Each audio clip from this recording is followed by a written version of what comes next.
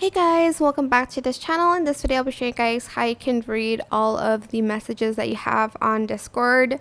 Mostly, like when people tag everyone, you'll get tagged and you'll get it in your inbox. So select the inbox tab here. Go to unreads, or you can go to mentions or for you or wherever. Here, oh, I think you can only do it for unreads. Make sure you select mark all as read.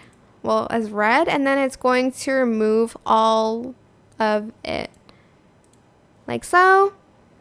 And you can also right click on a server and select mark as read on it like that. I hope this tutorial was helpful for you guys. Don't forget to like, comment, share, and also subscribe to this channel if you haven't done that already. If you have any more questions, just leave it in the comment section down below. I will try my best to answer them all for you guys.